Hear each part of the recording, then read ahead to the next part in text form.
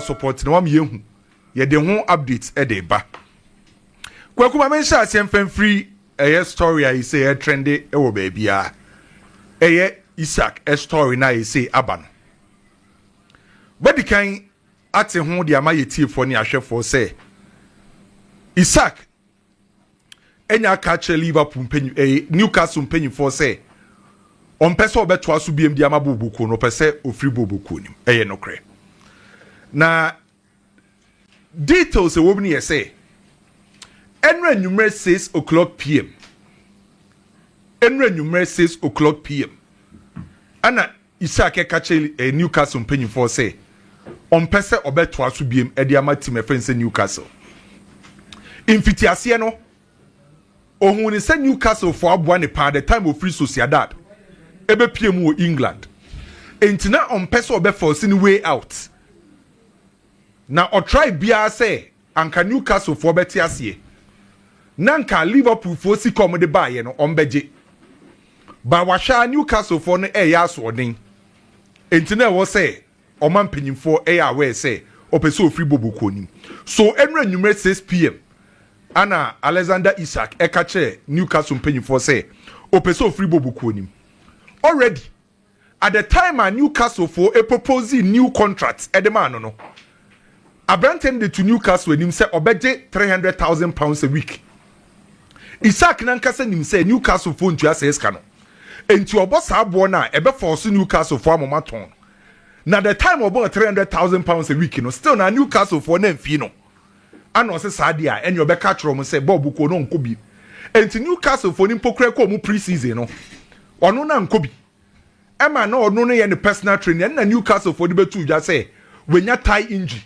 ba ye say tie injury ni mpokra nya no kre abrante na ye catch om so nko na tie injury na beto abonte na nya no kre enti on de wabo omama ne say opeso ofi boboku nim which enra numero 6 o'clock pm ana ode two impanyifo anim Liverpool for a monitor situation no na on say Liverpool the 120 million pounds echo Newcastle say omo kofa Isak em omo reject 120 million pounds no na yes Liverpool for decide say in case some ton Luis Diaz na eskanon benye free Luis Diaz kenim no omo di bi beka ho no ma improve bid no omo de call first one 120 no omo de akọ already Liverpool for ewo personal agreement with Isak Liverpool ne abrante Isak no o ma agree till 2030 and o sawa 1 year option ewo ho till 2031 and in terms of personal agreement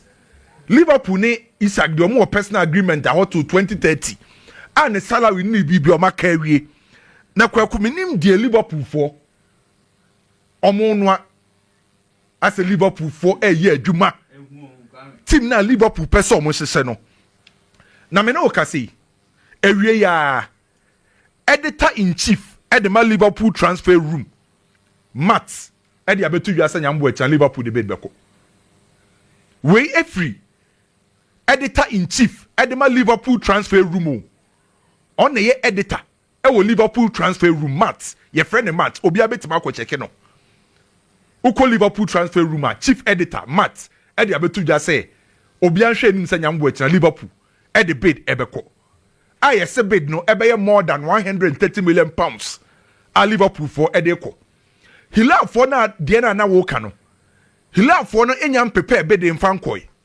ba mate say Hilal for no so prepare 130 million pounds enye concrete by omo prepare 130 million pounds e de akoma Newcastle for na kwaku onim say Chelsea monitor situation no na we na me tete say supporters ne mpanyifo no we supporters me ka supporters no so asom gidigidi nya sam ketwa Chelsea monitor Isak situation no no mo so yesa na monitor no proposal na yemienu Nicholas Jackson and Iska for Isak already Newcastle for show interest e Christopher Nkunku enti Chelsea for at the time a Newcastle for the bid about say omo pe Christopher Nkunku no Chelsea for so consider say any Nkunku plus cash for Nicholas Jackson Nkunku plus cash for Isak enti Chelsea for bid no Nkunku plus cash for Isak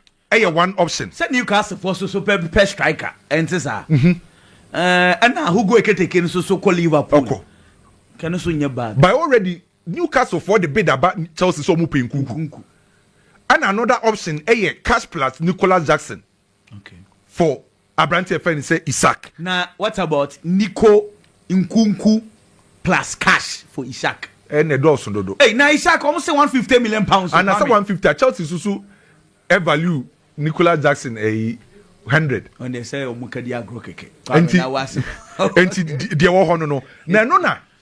Unim Dave Powell. Dave Powell a business a chief business of football. Ah, ye writer Edema PLC. Or see and come obi anti as say Liverpool will score mo best spend the pa. Fenway for no. Cash for her. Dave Powell or throw the mom or ben omo or see Liverpool for cash on the best spend day. Enti kakre wo Isak edu nim. Enti so far there Chelsea monitor Hila for ne monitor by there. Or prepare bid e dia kono e Liverpool. Ti Liverpool wo cash on betmetua. But Chelsea ebe offer and I say they would want to offer players plus cash. Enti de wo ho no. Ya semo na Arsenal fo omu nka ho bi. Omu fa mo ho ngimu e. There be Arsenal any sabiduwe mu. Hu say ayi Man U for no aye flyer de aba so omu sre Jim Ratcliffe say omu sre no anam say Manchester so emfa bid emfa. They don't for am ka say supporters na omu hu Chelsea any Newcastle any Liverpool de na omu say nka omu susu nya. Na omu susu de omu de ko. By so far de ewo ho no. Me na o ka say Nottingham Forest for so atro the akoma Chelsea for mo pe Christopher Nkunku. Nottingham Forest atro the akoma Chelsea Christopher Nkunku. Enti enye Newcastle nkwa na abawrem for Nkunku. Nottingham Forest so abawrem for Christopher Nkunku. Leipzig ene Chelsea ni Xavi Simons nkomo no. Leipzig e dey atu Chelsea for enim say omo to Xavi Simons 50 million euros. Omo beton na omo nton ne mboka. Enti Chelsea airpa 70 million euros. Say Leipzig enya abo Chelsea bo for Xavi Simons. Oma catch Chelsea say 70 million euros. On say Bayern for ebusa Xavi Simons agency ni say omo pa brante no. Ana Xavi Simons agency no efre boy ni busa ni say Bayern for aba hu. Xavi Simons aka catch ni agency ni say the only club assistance no person join no Chelsea. Enti Xavi Simons kwaku we choose Chelsea ahead of Bayern. Xavi Simons choose Chelsea ahead of Bayern. Wakache Ali Barat mo say Bayern for bid obonde ba no. Omu hold on, omu nya abotre.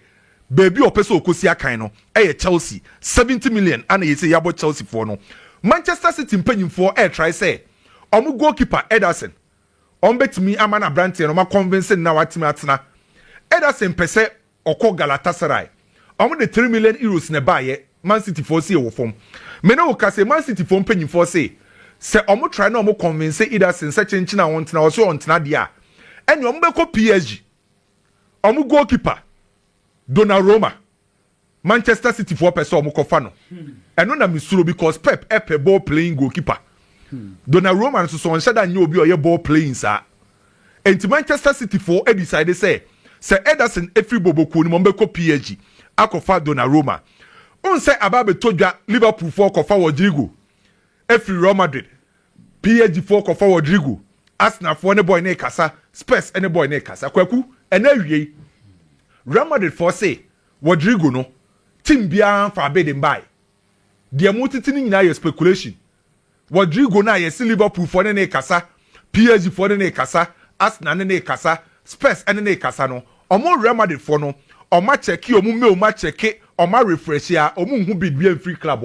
So as it stands now, there is no single club out the bid aba for Rodrigo. Now Rodrigo Cascante, Rodri, Ballon d'Or winner. I will say a kind of Manchester City. Unsa ababe to just say Real Madrid 4 peno. In shishemu ababe to jani say Real Madrid 4 as it stands now in prem ya ye ka say sign no mpeso mo ye no enye Rodrigo Cascante Konate.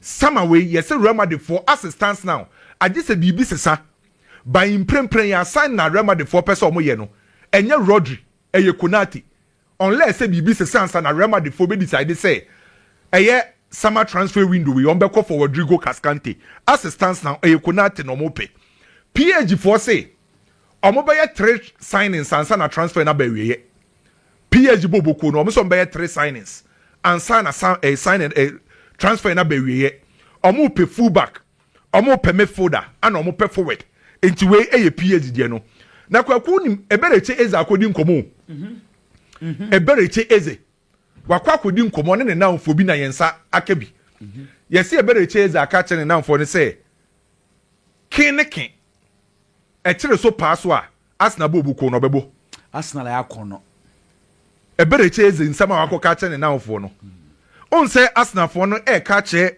Crystal Palace say 67.5 million pounds no omonte so ana eberechi eze akwakodi nkomacha ne namfo ne se ekosoro ba from Arsenal boboku ni Arsenal jesi no ono eberechi eze no obehye bi na Luis Diaz ne Bayern de ne mahu se wedi kin ate ho details kakra wom ne yese Liverpool for 80 million plus 80 million euros plus from Luis Diaz every Bayern ho Bayern for first offer mo de call na e close to 67.5 million euros na Bayern for a second offer mo de kono e de koma Liverpool no 70 million euros and only a first amount and add-ons no 5 million euros and on a Bayern for say 80 plus na Liverpool for peno omo nya ready so betua na mum so mo de 75 ne koma Liverpool adu on betimi e de ama Liverpool for aduan sesan say omo de sale on clause e be shem 10%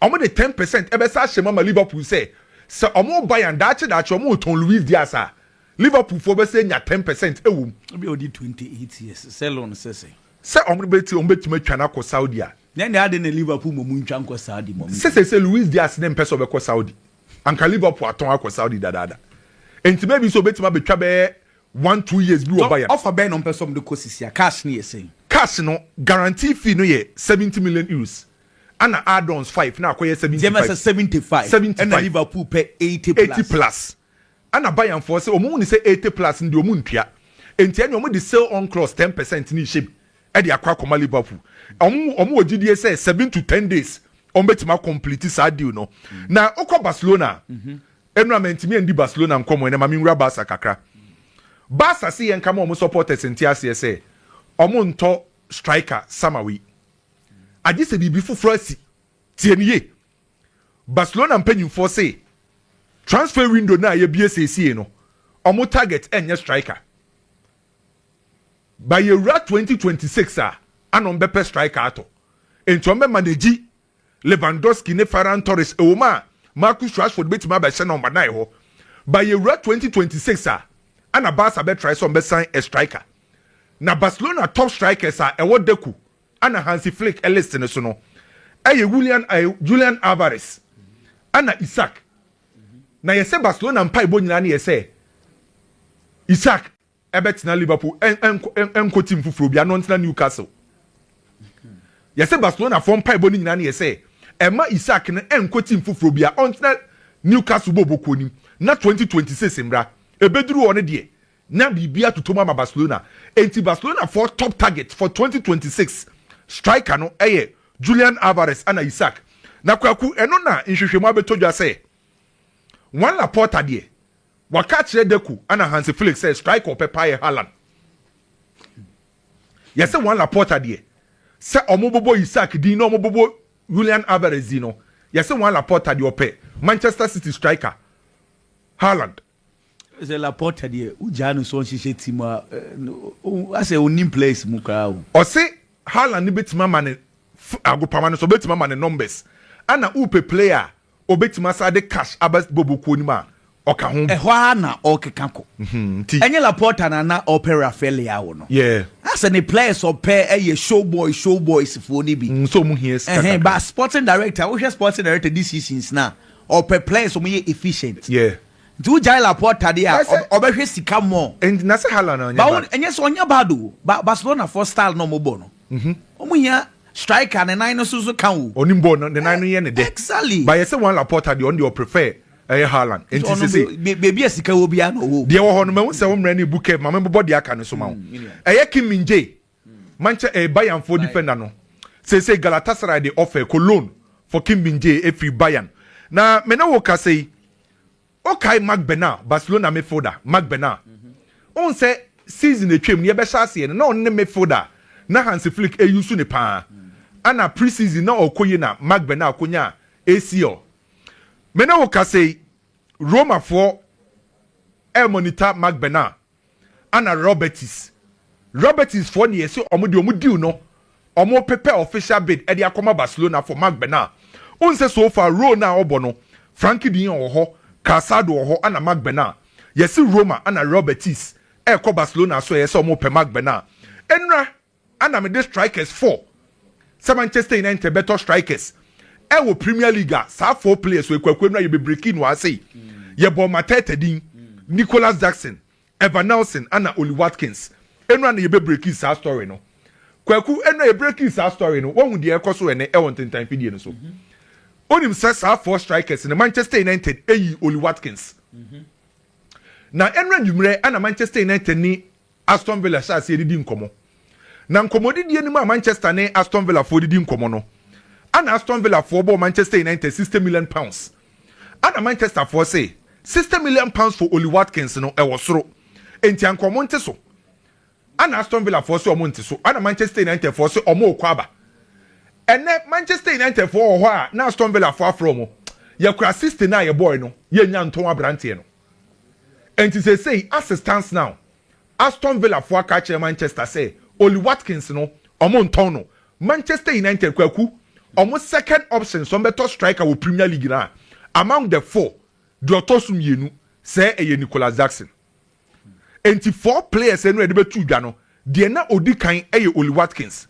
the otosum yenu Nicholas Jackson a smart move and because Aston Villa for no na obo system na say nwumre ni nyina na o madwen e wo mutiriw ni say nka United for ni to assist na nkoma kofa Nicholas Jackson aba but see a maintain omo Oli Watkins na just so mo feel say Oli Watkins na mom efficient e chain Nico wow nti they say United for go for Nico ana yes na you almost second some better striker with Premier League only outside the ometima to be by say Premier League nim there na first option ye Oli Watkins the otosum you know Nicholas Jackson okay Thomas Lima Atletico Madrid 4 player na wache wo Atletico Madrid 4 say on person mo Tony free by team biamba that boy be 3 years ni yes omo pam no onko oh be yam you tema no wo Monaco pa ane Bakayoko mo ne boys no Monaco team kekre bi na yes successful Kwame yeah Bernardo Silva mo but you say Atletico Madrid team biamba 3 years ni omo pam no sa onko omo se obiamba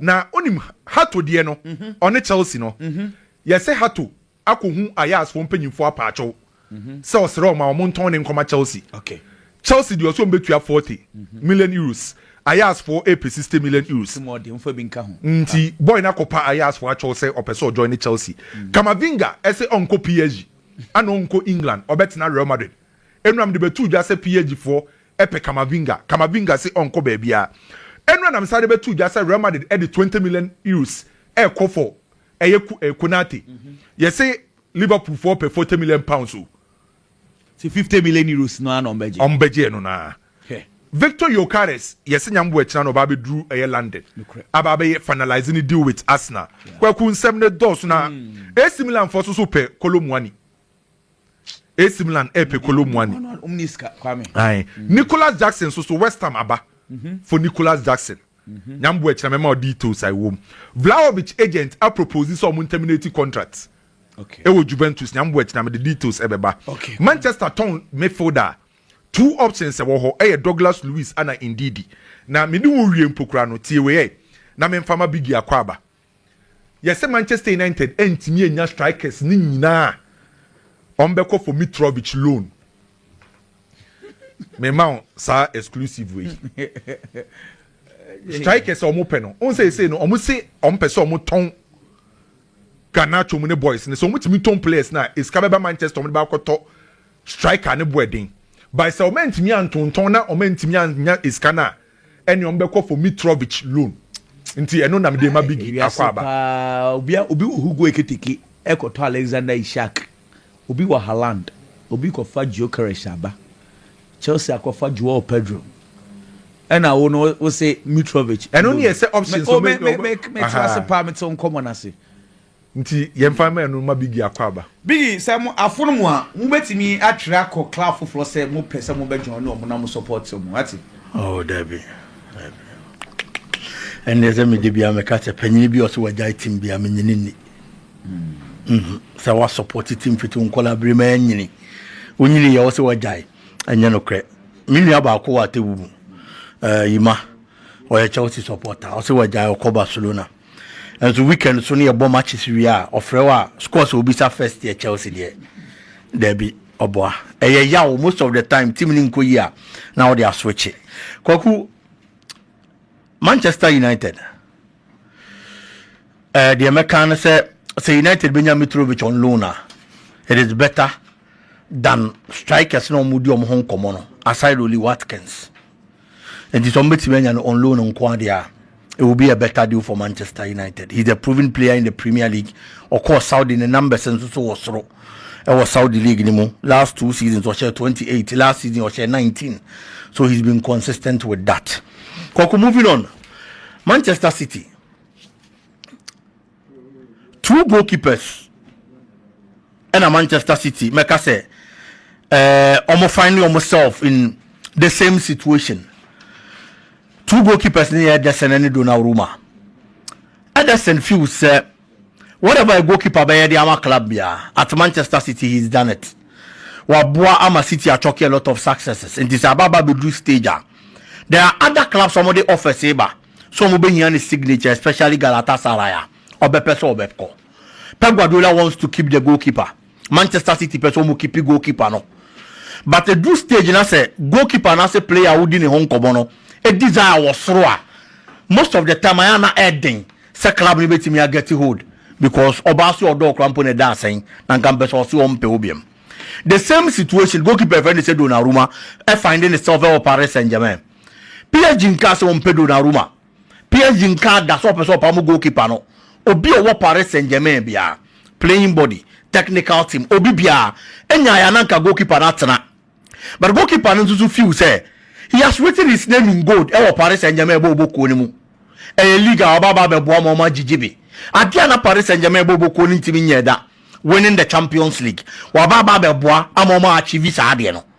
Omo achieve ne keke. They won the treble, continental treble. Team be any France awotimi aye sa ade ni bi. He's been the number 1 for PSG. Oma write sa history no. It is a time na so na wanya sa niema we nyina awia. Ono so be person obe movie on. Se see per reports are back say adia or train the kind of contract Paris Saint-Germain be sign dia mano. Se sika na ewom ne door so dia e bi obe decide so obe tra but enya sa obe movie on. So Manchester City bobo ko ni such a goalkeeper e be good e dia ma. I am saying this because so you see Ederson you are going to need another goalkeeper no to so what another goalkeeper with experience because Ederson babeda Manchester City goal post him no. Last season and the performance is one of the best. That is very true. But he's been consistent with good performances and last season. And last season Ankasa, the entire Manchester City team na performance let us saying. Nenya performance be a who be a. It's when you're such a goalkeeper. I don't know experience. There are other goalkeepers such as Trafford and Manchester City no mudin komo. But this goalkeeper is a prospect. Manchester City deliver a project. One for the future. But over here will be a buyer now. Or what's the experience not even go post any more amount. And if you are getting Donnarumma, a goalkeeper, what Bournemouth the team at the Champions League, you are getting Donnarumma, a goalkeeper. He was part of the success story, a greater one. Ekauna Italy Erosa. He has that kind of experience at the top level. I don't even take anything away from him. Ekobasa Ederson corner Manchester City Nyanoa. It is going to be a very good buy for Manchester City. Kwaku still on Man City. One player transfer in the Dean signed to Koye, Jack Grealish. And the per reports I about say players are Napoli Bobo Kunepe. And on left side of a attack on no. Jack Grealish Dean Baba BPM. One player about Manchester City with a lot of expectations because now the previous club our Aston Villa performance and now dying the idea was true. The last season of Bowie And so no few ma be join Manchester City. A midfielder. No your top scorer the man Aston Villa Boboko no. He was one of the players almost can one man Aston Villa survive the league in that season no. He won the best player for the season and about Manchester City. About Manchester City when you're in the good times, when you're in the bad times. But in recent times, it looks like the bad performances are also. But I always say it's a player there. The fact is that unfit into the stream of work. The fact that Nyaman Koyem from Mouse Siana doesn't mean that Unya Timbia Bobium. It's in Napoli, I am ready. So Omono, ebe mark that player another opportunity. Player an initial journey whom you know. He has to act fast. Make a way because Pep Guardiola feels in Manchester City no or build something different for the new season. It's your Manchester City a bad thing. So when you're playing time Manchester City Bobo Konem. But Napoli into so your club almost will build BB no crack. But then again, you look at players from Napoli this season as last season almost performance and as even when they were poor. And some of them were players that almost free the English Premier League. And then look at the performance of Billy Gilmore. Look at the performance of Scott McTominay. These players, they've been rejuvenated by coach Fernando Antonio Conte. It's really a player now person already discover form. Abraham Yaman Concan from our current club. Now it is Antonio Conte Pewa, a American assessor of the year in terminal recall. It's about player in whom you know. So Napoli bet me material Manchester City better and Quadia Uncle. Jack Grealish and your bad talent. He only has to work on one or two things. Now first we're checking the attitude. He has attitude now problem. Or working on data, he's going to get back to the best of form. Nanyama Konkai, and so they are my player. No, Koku Liverpool. What is a Liverpool pro player behind one? Now you're my show. What is a Liverpool co player one? Now you're my show. Because any player be a can Liverpool econo. Almost every player Liverpool corner Hobiano. A player or your top player. Almost every big club in European as a player and compare. Isak the any beninem. And on the home command and it's a coda because now Newcastle are ready so betom. But I know you a brand and catch Newcastle officially, so free club anymore. Newcastle for an entire no munjintum. It gets to certain stages in life. We are playing and then will be moving on. Play and here the English Premier League platform. Until at that time, or about Premier League anymore. No, now any team say what from say a middle class, say a dang. No man opportunity so man no Messi can play and beba. But after so Barça team ni more or about 1 season, 2 seasons, 3 seasons. Now if we are seeing you know who do bet me aye. When your platform legend so they showcase the way you achieve no or be person be moving on. Or your best player. Ebia we feel so your team also. But we've seen players from other clubs such as Newcastle. Yet when they did everything they had to do for the club, they decided to move on. Newcastle for so many years. Set trophy of Mobajina problem last season. Alexander Isak Kahun, they won it in our list. Wababa be paying the quota. Time I didn't have that mobile Chelsea. No? They needed that platform in the Premier League. Obe showcasing the whole movie, you know. No matter what Chelsea was ready to give the player. So time already they are decided to join Madrid. Because no one say the Madrid platform is bigger than the Chelsea platform, and he had to move on. The same situation Alexander Isak will know. He wants the Liverpool platform now. Liverpool had 2 strikers last season. Yeah. Diogo Jota film. That one you Liverpool amana class on peno. It is a Liverpool for Isak Akahwa. That one you squad. They are still going to get 2 strikers. Possibly Isak best started. Looking at the numbers in the Premier League experience. Neketika a backup. And this is the kind of team I'm slot able there. And look at the last time I make us say season no. And Arsenal ya yo kere siye no. Na me expect say Arsenal be the Premier League. But all the team now Liverpool building now. Say uncertain to me and the English Premier League. And say I didn't want channel. Wow. They are moving from Darwin Nunez, Diego Yota to Hugo Ekitike, Alexander Isak. Serious. Kofono Anoshio. Koku